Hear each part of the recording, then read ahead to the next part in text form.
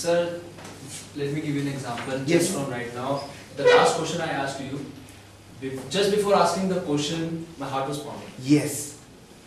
It was pounding because of silence. Correct. You were saying. Correct. So I was this time it's pounding less, but still I'm confident. But I know what I'm going to ask. I know that. Kulpreet, allow me to take this up. As you are standing in front of me right now, this is the situation, right? This is when and where the action is. And you say you are far less afraid right now. Yes, sir.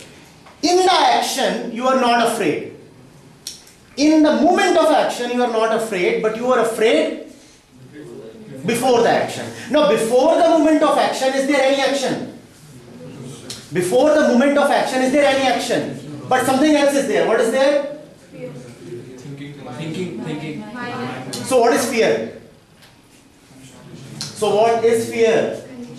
Is fear there in this moment of action? So is this action actually fearful? No. There is no fear in actually getting up and asking.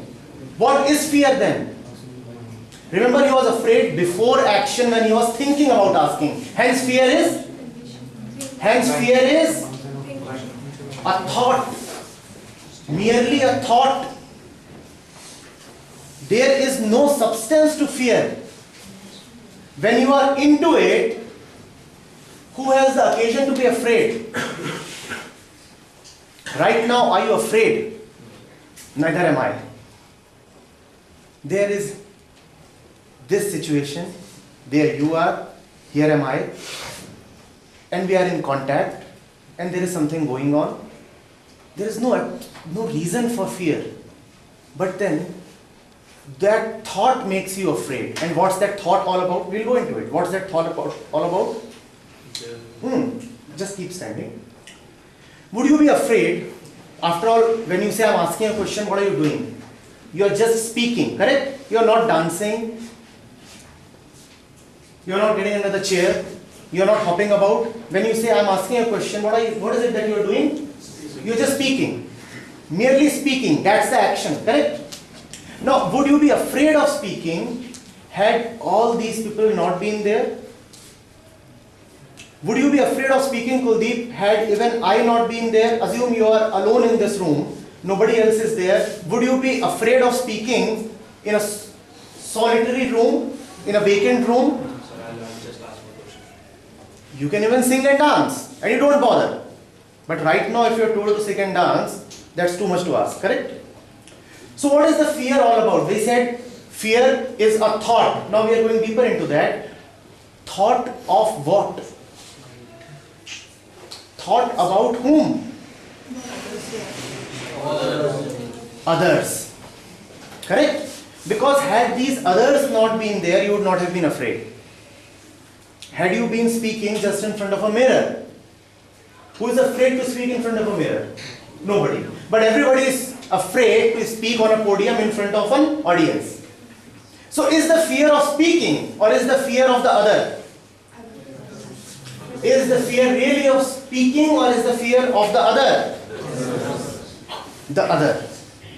Now that makes things a little simpler to see. And as a young man, you should be alerted now that all this fear then is about being dominated by the other. I have allowed others so much of space in my life that they are dominating my life. Are you getting it? Are you getting it? You see, the results have just been declared in your university. Sit, Kulpreet. The results have just been declared, correct? Yes. And as always, there are students with backs and whose results are not up to their expectations and such things. And we have such people even from your campus. Many of them are connected to us and from several other campuses.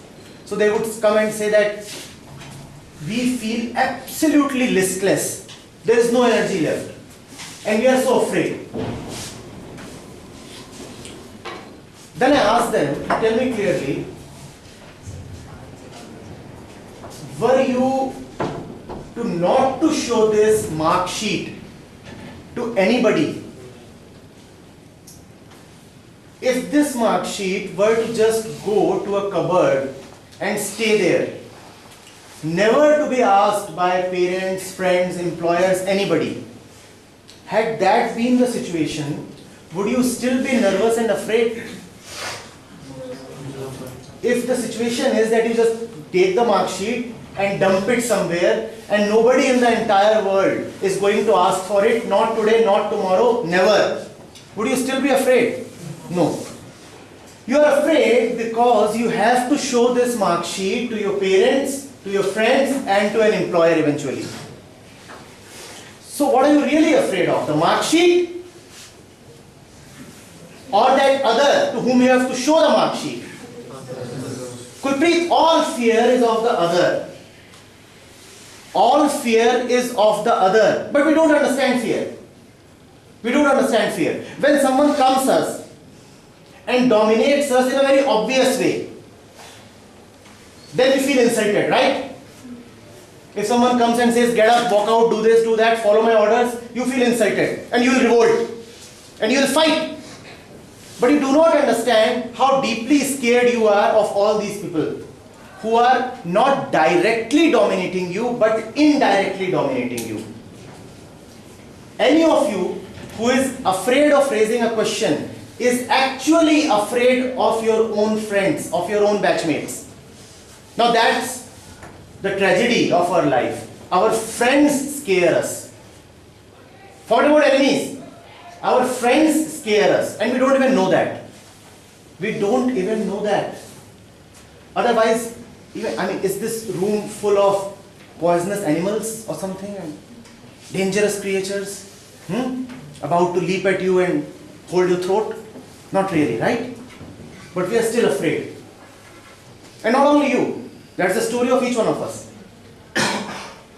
But we don't understand that. We think we are afraid because of some unknown reason. We think fear is natural or something. Just because since childhood we have been brought up on fear, so we think that fear is natural. We don't see that fear is directly related. Forget about directly related. Fear is nothing but that which you have just done in your previous HIDP session. Ego. Ego. Do you see how ego is fear? You want me to take 5 minutes on it? Kulpreet, you sure have a particular image of yourself. There is a particular fellow here, let's say Vishal. Vishal, and he is one of your friends.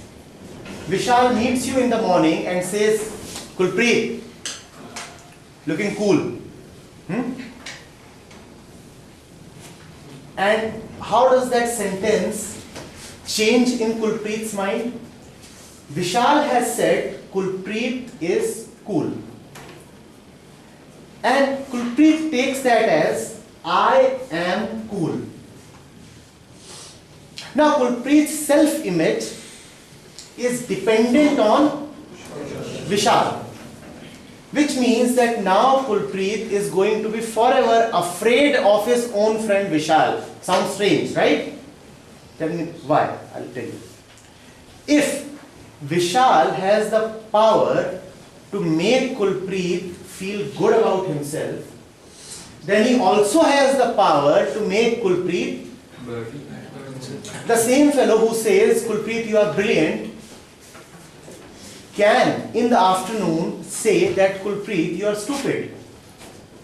And if Kulpreet accepted that he is brilliant coming from somebody else, then he will necessarily also have to accept that he is stupid coming from somebody else. Isn't that what ego is? Your self-image borrowed from the society. We do not know ourselves. That who am I has not been touched by us. So I know myself only in terms of what others tell me I am. And when others tell me something, that is fear. Because what comes from the outside can also go back to the outside. It is not yours, remember. Somebody gave it to you. Somebody told you that you are smart, brilliant, amicable, friendly, and the rest of it. Whatsoever is the good thing that you think about yourself. Whatever bright image that you have of yourself, ask yourself, did I always have it? No, you didn't always have it. It came from somewhere. Where did it come from? It came from the words and approval of others. And if others can approve of you, they can also, so you will be afraid. And that is the reason why, Kuldeep, you said that your heart was pumping. Your heart was pumping because you don't know who you are. All your image about yourself, your self-concept is totally dependent on all these people. That's why your heart was pumping so badly. Sir, okay, my heart was pumping. I was thinking about it. Yes. I was thinking that something will happen. I don't know what. So the fear came. Yes. Okay, sir. Exactly when that someone told me that I am looking good, I'm brilliant. Yes. I thought about it. That कि हाँ वो कह रहा है मैं अच्छा हूँ तो मैं अच्छा हूँ. I have to live up to that image. So if I would not control my thinking about that. Please explain how should I get in the right direction so I can avoid this, that there's nothing to fear about. There's nothing that वो कह रहा है तो brilliant, let me check on myself. So how that thinking process must go? Because all that comes from when we think. All thoughts, Kulpreet, right now the assumption that you are making is that there is an inappropriate thought and there is a nice thought, right thought, appropriate thought. And hence you have worded your question to me that, sir, can you please tell me about right thinking? Sir, not exactly that. Sir, I'm unable to explain myself exactly. How should I go about thinking? Yeah. How can we stop thinking? Or is it so? How can Or we is that stop that? thinking? How can we stop We thinking? cannot stop thinking. That's not what he's asking. He's We asking, cannot stop thinking, I said. he's asking what is the right way of thinking. Kind of. Kind of. Had you asked that, how can we stop thinking? That would have been a notch higher. But alright, we'll take this up. There is no right or wrong thinking because what is right and what is wrong was not always known to you. Even that has come from. So of what use is right thinking? And what is? You think about killing a small insect. One religion would say it's very, very wrong. Any Jains here? Forget about insect. They say when you breathe and inhale, please take care of the small bacterium as well. So what do the Jain monks do? They put this patti, this filter, so that there is no killing at all. They say this is what is right. So the right thought is ahimsa. Then there is another religion that would say that when a particular festival comes, please slaughter, kurbani, and kill even large animals. Forget about goats, cows and camels. Even they are to be slaughtered. What is right? What do you mean by right thinking and wrong thinking? All this right and wrong is the product of human mind, and all that human mind has comes from somebody else. All your notions of right and wrong, tell me please. Have you always considered something to be right and something to be wrong? At your age, at your young age, capable age, won't you want to inquire from where have you obtained these notions of right and wrong? Somebody told them to you, right? You are this old. And daddy says, always speak the truth, don't lie, don't hurt others, respect elders, and do your homework. And that's right. And if you steal, that is wrong. But the world is still full of thieves. Huge scandals. Forget about theft. We have dacoities. Heists. Forget about stealing 10 rupees. Here the order is of billions. And all those who are stealing these billions were kids once. And they all have been given this concept of right and wrong. Yet the world is full of rapists and murderers and thieves. And every rapist was at one time always told to not to hurt others. In fact, most of you would have had a subject called moral science, which was nothing but telling you what is right and what is wrong, what is moral and what is immoral. Am I right? All your concepts of right and wrong beta come from there. You don't understand them. There is no right thought and no wrong thought. All thought is external. Only intelligence is yours. And intelligence is not a thought. Intelligence is not a thought. Then what is it? Then what is it? Is there anybody here right now who is really listening to me? Or who has listened to me even for a period of 1 minute intently? Yes, Kuldeep? Are you really listening keenly to me right now? Are you thinking as well? You're not thinking, you're listening. Intelligence is an action, but it is not a thought. Right now what is happening is the pure action of intelligence. Kuldeep is so attentive. Look at the way he's sitting. He's reclining towards me. And his eyes are all firm. His ears are all at me. There is that complete, pure, intense action of intelligence. But are you thinking? You are not. You are understanding without thinking. In fact, thought would be such a great corruption at this moment. If thought comes at this moment, listening would be impeded. You would no more be listening, your understanding would evaporate. No right thinking, no wrong thinking, but this. Hold on to this. This is the way of life. A silent, deep, intense understanding. No right thought, no wrong thought, because all thought is borrowed. All thought is borrowed. And all thought prevents you from being, tell me, if you will think about something right now, what would it be about? I am saying something. As I am saying something, can you think about it?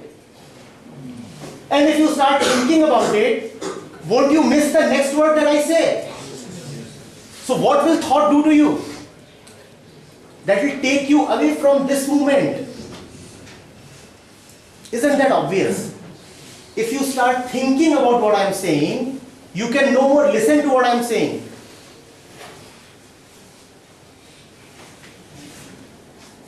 You all are adults, pretty advanced in age by now.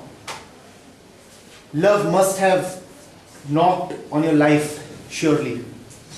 In the moment of love, are you thinking? What to do, what not to do? What are the limits? Are you thinking? Not before you met her. In the moment. Are you still thinking? And if you're still thinking, then there's a problem. Because if we think this will spoil the moment. Such is life. Please appreciate, thought arises. Thought arises as a problem-solving mechanism. Thought is based on the information that you already have.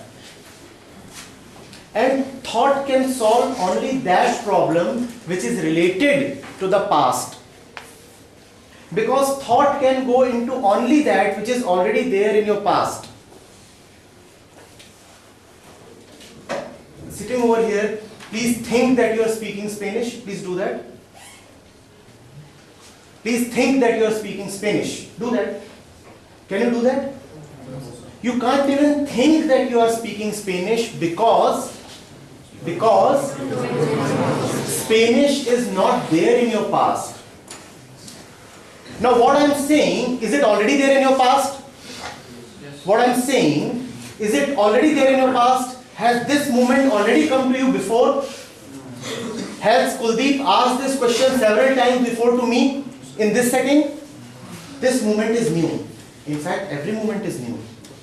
So what will thought do with that? Thought can only deal with that which is concerned with the... If it's something related to the past, for sure, please use thought. If you want to recall where you left your keys, please think, because it's an event in the past and thought will help. If somebody asks you for a particular information, please think, because all information comes from the past. But right now, if you start thinking, then you are missing out on what is real, what is right now, and you are going into the past which has no relation to what is happening right now. Are you getting it? So there is no right thinking or wrong thinking. There is just that silent, deep, intense understanding. Fear is a thought, please. And that thought is of others. And others terrify you because your intelligence does not look at yourself. You do not ask yourself, who am I? Instead, you borrow your sense of yourself from somebody else. Somebody else tells you are a Hindu, and what do you start saying? I am a Hindu. Now, did you choose to be a Hindu? No. But you are so sure that you are a Hindu. You are damn sure I am a Hindu. How are you a Hindu?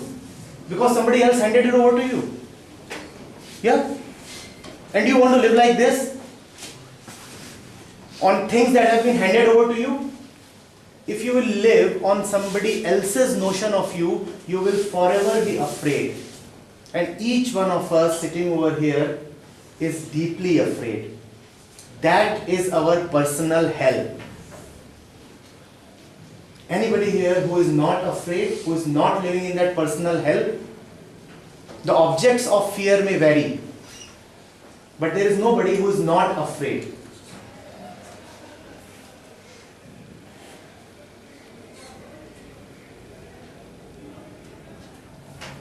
You cannot get rid of fear unless your intelligence looks at your own mind. Unless you understand yourself, the functioning of your own system, your own processes.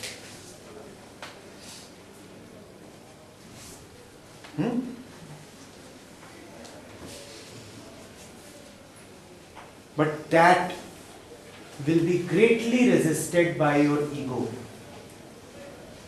Because your education and your upbringing has trained you to always look at the other. Whereas real intelligence is about looking at, ultimately you use this to look at others, right? So even to look clearly at others, you have to first take care of this. Even if you are fond of understanding what the world is all about, you'll have to necessarily first take care